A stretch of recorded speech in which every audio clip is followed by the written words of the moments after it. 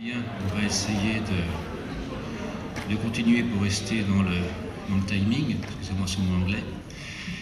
Bien, donc sur le programme, il est noté 14h55, vous vous présenterez, ouvrez les guillemets, auto-présentation, fermez les guillemets.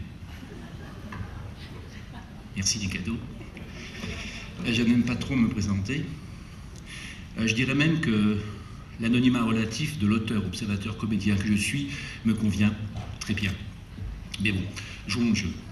Donc, je suis Jean-Benjamin Jouteur, auteur et directeur artistique de la compagnie Effet Acte, un petit coup de pub, spécialisé depuis 20 ans dans la pratique du théâtre interactif de prévention et de débat.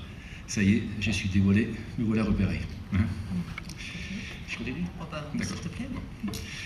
L'écoute. On a beaucoup parlé d'écoute et on va encore en parler, je crois.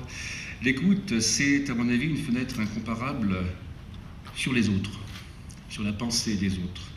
Et ce n'est pas vous, professionnels de l'écoute, qu'allez me contredire. Là, attention, quand je dis les autres, je ne fais pas allusion aux auteurs, intellectuels, penseurs, qui, à mon sens, s'écoutent suffisamment eux-mêmes.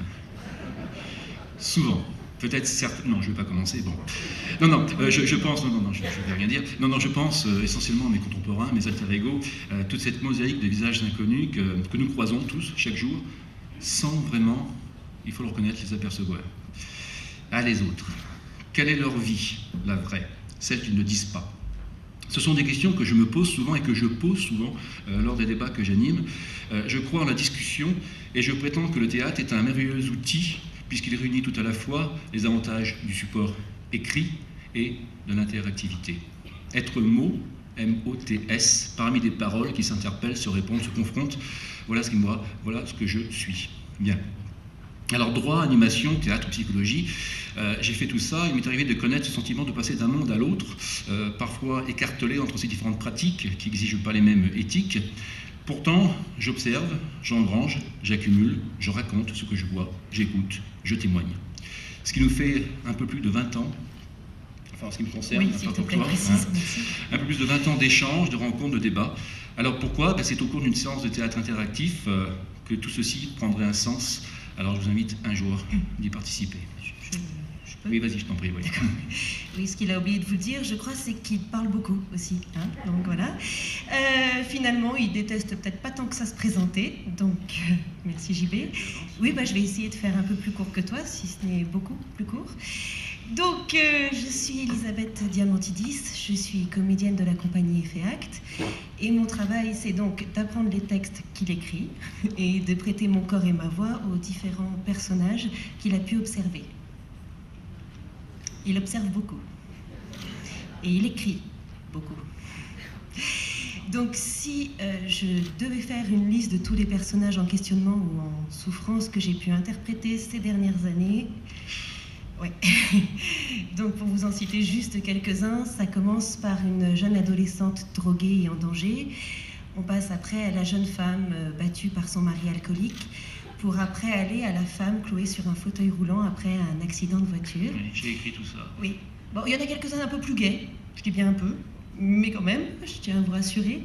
Et tous, en tout cas, sont inspirés de faits réels. Voilà. Donc, comme vous l'aurez compris, la liste est très longue et finalement, le plus important, c'est pas ça. Le plus important, ce sont les paroles, les échanges que nous recevons pendant ces séances-là. Parce que notre travail à nous, comédiens du théâtre actif, il n'est plus seulement sur une logique d'écoute, mais vraiment d'échange. Parce que parfois, pendant ces séances, il nous arrive de rencontrer ceux et celles que nous appelons nos personnages miroirs, c'est-à-dire le double de ceux que nous interprétons. Donc dans ces moments-là, souvent ils prennent la parole, ils nous expliquent, ils nous parlent, parfois ils consolent ce personnage fictif.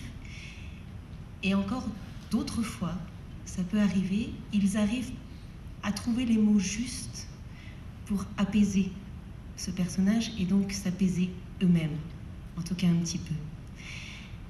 Donc notre travail à nous, c'est de déclencher les mots, M-O-T-S, pour ensuite passer le relais afin que les mots M-A-U-X puissent être soignés. Voilà, nous ne sommes pas des soigneurs, mais juste des émergeurs de mots et de paroles. Et allons-y quand je suis bavard. Merci. Oh, j'ai fait quoi ? Bonne journée à tous.